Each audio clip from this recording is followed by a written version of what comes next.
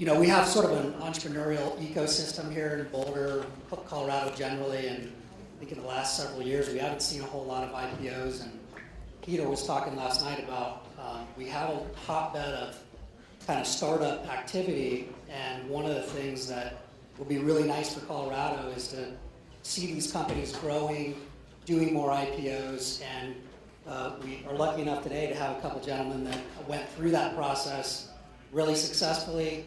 I think the goal is for you to kind of have some takeaways today and hopefully glean some knowledge from guys that I'm sure many of you want to model your companies after and have that kind of success and raising capital and making the transition from startup to public company and what have you. So again, thank you. So IPO, when do you start thinking about it, and why that route versus looking to be acquired by a strategic? Or I'll start and then let Adam fill in the details. So Tim and I and Jim Legiel, our CFO, and Richard, who was our head of marketing, and Don Hazel, who's head of sales, went out on Tim's boat in the Sea of La Paz, or Bay of La Paz, with sailboat for 3 days in January of 2011. And we basically said, okay, we don't have anybody really knocking. We could go get bankers and go that path, and really, why would we do that? We're on this, again, linear growing revenue stream that has a compounding flywheel of renewals behind it. We're gonna give this a shot.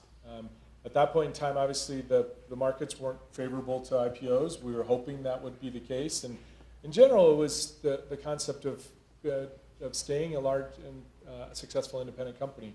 We had the muscles, the capabilities, the backing, the coaches, the balance sheet, the ability to raise money to do it. Why wouldn't you do it? Doesn't that look like it'd be pretty fun? And it didn't hurt that Legiel and Ken Messicap in accounting had already been through it at Raindance, and Jim was real ready to do it again. And so I think Tim was a little reluctant. I don't know that he signed up for that.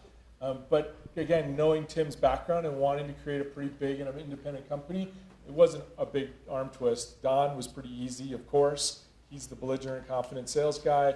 And I was like, yeah, I want to keep going. We're starting to actually dent the world now. Let's go further, faster. And so it was a pretty logical set of conclusions for us to make at that time period. We started the drafting process and hiring bankers and all that stuff underneath the Jobs Act a year ago in June.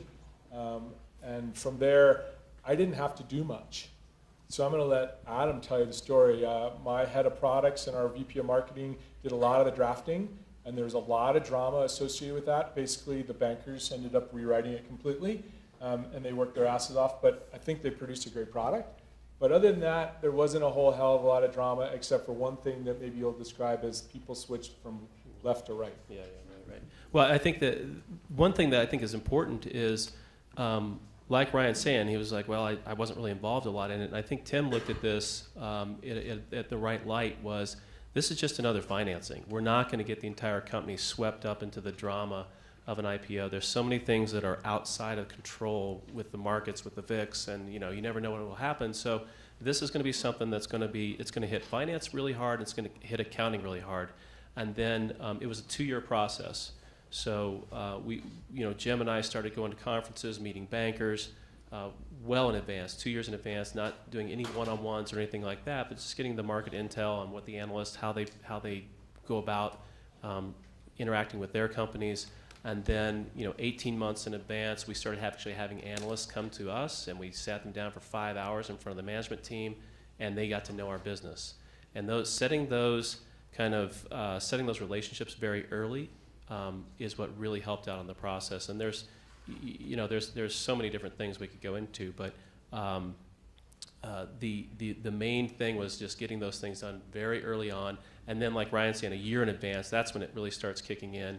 We set our syndicate, and we did have some swapping in the syndicate because of at the end of the year, after their bonus was paid, these bankers will do a bit of musical chairs. So we had to switch our lead left banker out. We fired them and got a new lead left, and then switched the syndicate around, which was a little bit of drama, but I think it's fairly well contained in the in the finance and accounting world. It didn't really, no one really, I don't think anyone really knew a whole lot about it around the company, but it certainly affected us. And but we got a great syndicate, and I think they, by all accounts, it went really well. We had 3 rounds of edits from the SEC following our filing. We got those done, and our date we were shooting for was sometime in the July time period. Because the VIX settled down, because everything else was ready, we pulled it forward 3.5 months. You don't pull it forward, I don't think, 3.5 months if you don't have everything in a row lined up like you wouldn't believe. And as a result, we were able to take advantage of a great window in the marketplace and go out earlier. Yeah, and the VIX was at a historical low. It was hovering around 12, and it stayed there for 2 weeks while we were on the road. And so it was a perfect market. And I think that, that pulling it forward, by the way, we weren't like setting up cots in the office and doing all-nighters or anything like that. It was all on a nice, steady, even burn. And we were very prepared. I think a lot of credit is to Jim, because he had done it before. And it was just flawless execution. And we just wanted the optionality there to pull it at any time we could, any time that we felt appropriate. And so we could pull it early, we could wait. The Jobs Act is a really great thing we filed confidentially at first, and so we were able to get through all the comments and have everything, the triggers ready to pull anytime we wanted it. Yeah, we filed publicly, and then we were public, 4 weeks later? And then, as if that wasn't good enough, I'm going to brag for all the guys inside of our group, everything went so well that we got to do a secondary. We did the secondary, the fastest follow-on in anybody in 15 years. Again, because we were so ready to do it, and the market was in such a great place. That allowed us to take venture money and transfer it into public markets very effectively. We've just been through our 2 lockouts ending, and we've had ex-employees and venture folks sell. The stock's been able to hold a steady pace there. I mean, the coaching that we got from the bankers along the way, we had a younger team, but boy, they were hungry, and as far as I could tell, we followed all their recommendations, much like Twitter did today, and the results were fantastic. Everybody made money along that path. There's no question this wasn't Apple or Facebook going public, but I think the system worked pretty dang well. I think it did. I mean, the results, we were on our IPO, we were 20x oversubscribed. We upsized the offer and priced above range. The shoe was exercised the following Friday. I mean, it just went like clockwork. I think the bankers had said they've never seen anybody so well prepared. Such flawless execution. That's what we did. I mean, that's how we won, was flawless execution on the finance side. Boy, there's some amazing stories from the bankers, the crazy, stupid things that people do during that cycle. I was floored. That was not what happened. That's why I think we were so successful in that process. I mean, even thinking, the bankers were telling us contrasting stories of, like even on our road show, Tim and Jim and I were on the road show, and it was all business all the time, and we never went out at night and got these crazy meals and ordered tons and tons of wine or anything like that. It was always, okay, we're done eating, let's go, get ready for tomorrow. It was just a constant, we kept our eye on the ball and executed. I was just making a quick observation. That's huge, by the way. That's these guys were so prepared. Well, I mean, there's got to be a little bit of the question, right? We're from Colorado. You're not from the East Coast. You're not from the West Coast.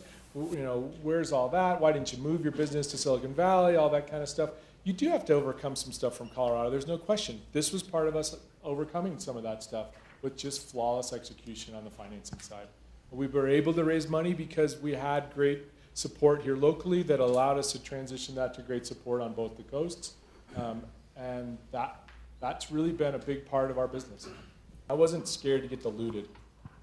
I set a certain number for what I wanted to make as a result of that. Turns out I'll probably double what I was estimating I would get.